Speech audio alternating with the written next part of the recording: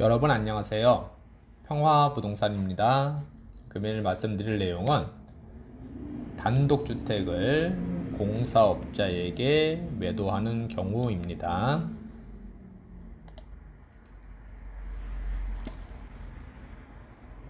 매매계약서 작성. 일단은 매매하려면 매매계약서를 작성을 해야 되겠죠. 계약금 10%, 중도금 40%, 잔금 60%. 요거는 이제 통상적인 것이고요. 꼭 이대로 할 필요는 없습니다. 계약금 10%, 계약금 통상적으로 10%를 주는데요. 은행에서 통상적으로 요구하는 것은 5% 이상입니다. 계약금 5% 이상. 뭐 주택담보대출을 받거나 아니면은 전세자금 대출을 받거나 할 때, 통상 계약금 5% 이상은 들어가야 됩니다. 중도금은 매매 계약이지만 중도금은 있을 수도 있고 없을 수도 있습니다. 중도금, 잔금. 요 이제 나머지 내용들은 매매 계약은 뭐 동일하고요. 대신 요 밑에 사항은 이제 특약사항에 들어갈 내용들이죠. 특약사항. 매수인을 대리로 하여 재건축 인허가 신청에 매도인은 동의한다. 요것은 뭐냐면요. 이제 잔금을 끝나고 나서 건물을 철거 후에 이게 건물이 있으면은 이 잔금을 처리하고 건물을 철거하고 그 다음에 이제 공사를 해야 되잖아요.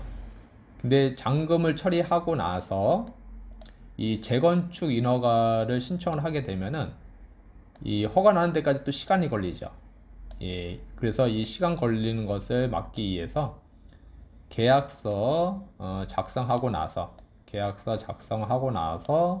바로 재건축 인허가 신청을 합니다. 그러면은 소유자는 아직 매도인이잖아요. 그러니까 매도인 이름으로 재건축 인허가 신청을 합니다. 근데 매도인이 직접 하는 건 아니고요. 매수인이 합니다. 매수인이 대리로 해가지고 매도인 이름으로 재건축 인허가 신청을 하죠. 그러면 이제 매도인이 거기에 동의를 해줘야 될 거 아니에요. 이 동의를 해주는 겁니다. 매도인은 매수인이 재건축 인허가 신청을 할 수 있도록 위임장을 작성해 줘야 되겠죠. 매수인이 대리로 이제 한다는 것을. 그 다음에 인감도장을 날인하고요. 인감증명서 2통을 발급해서 주면 됩니다. 재건축 인허가 신청을 구청에 하게 되겠죠. 여기는 은평구니까 은평구청에 하면 되고요. 구가 없는 시는 시청에 하면 되겠죠. 매도인은 잔금일날 오후에 정화조 청소, 분뇨 완전 제거를 합니다. 잔금일날 오전에는 이사를 가야 되잖아요. 그래서 이사 가고 오후에 미리 예약을 해야 되겠죠.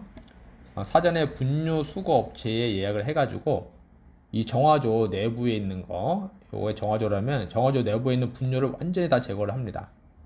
그래야 건물을 철거를 하고 다시 건물을 신축을 하겠죠. 그래서 분뇨 완전히 제거를 합니다. 다 퍼내야 됩니다. 이게 영수증은 매수인에게 줍니다. 영수증 반드시 잘 보관을 했다가 매수인에게 줘야 됩니다. 이게 다 처리했다는 증거 자료가 되겠죠.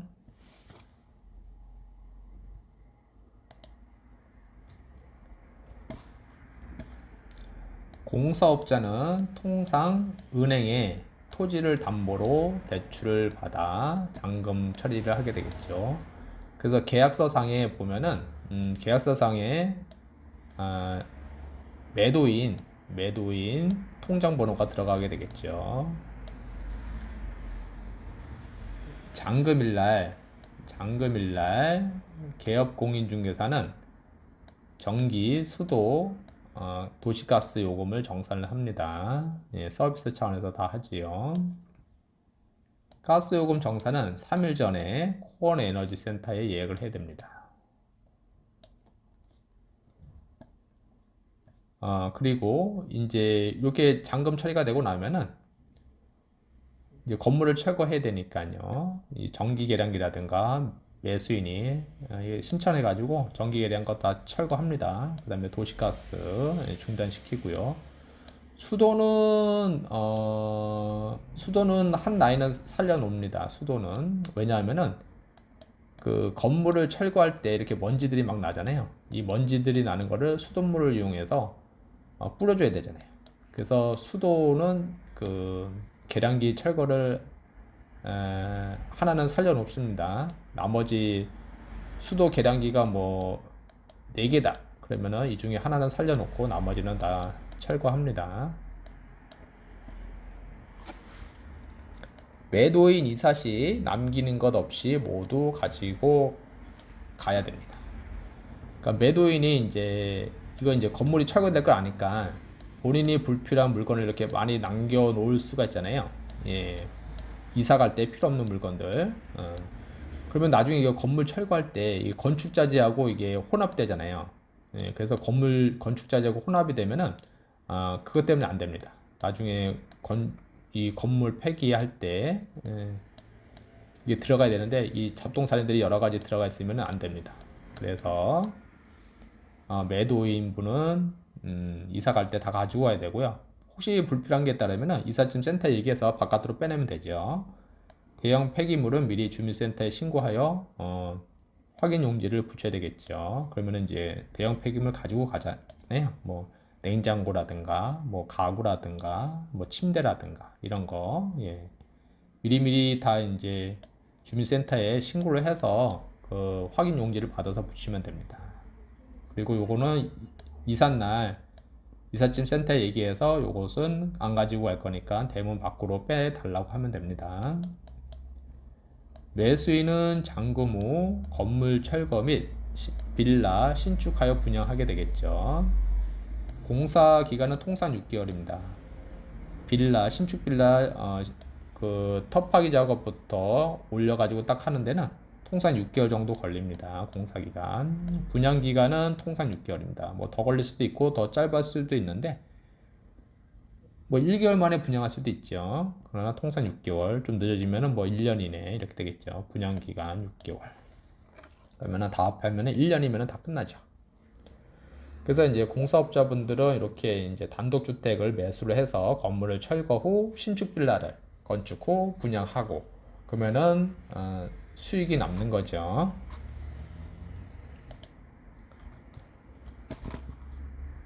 단독주택 소유자분이 빌라 신축에 대하여 공부 후 본인이 직접 건축할 수도 있겠죠. 건축 후 매도할 수도 있고요. 아니면은 본인이 거주하면서 월차임을 받을 수도 있겠죠. 그러니까 매매를 할 것이냐? 1번. 본인이 직접 건축을 해서 매매할 것이냐? 2번. 그 다음에 3번. 본인이 신축해서 본인이 거주하면서 나머지는 뭐 월차임으로 해서 받을 것이냐. 이거 3번이 되겠죠. 1, 2, 3번. 이런 세 가지 방법이 있겠습니다. 단독주택을 매도하는 이유는 건물이 노후화되어 이 수리비가 만만치 않게 들어가죠. 또 단열 효과가 떨어집니다. 30년 이상 된 단독주택들 수리비가 만만치 않게 들어가고요. 또 이제 단열 효과가 떨어지기 때문에 겨울에는 춥죠. 예. 임차인이라도 있으면은 통상 이제 단독주택이 이렇게 있으면은 반지층에 통상 뭐 2세대 있고요. 1층이 통상 주인 세대고요. 2층이 통상 한 2세대 정도 됩니다. 그럼 임차인만 하나, 둘, 셋, 넷, 4가구가 임차인이잖아요. 네.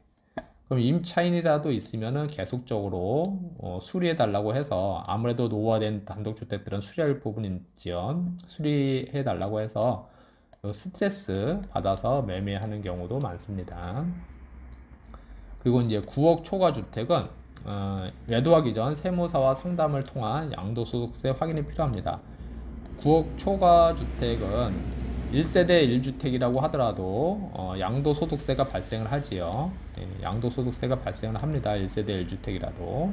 그렇기 때문에 세무사하고 반드시 매도하기 전에 양도소득세가 얼마 나올지 확인할 필요가 있습니다.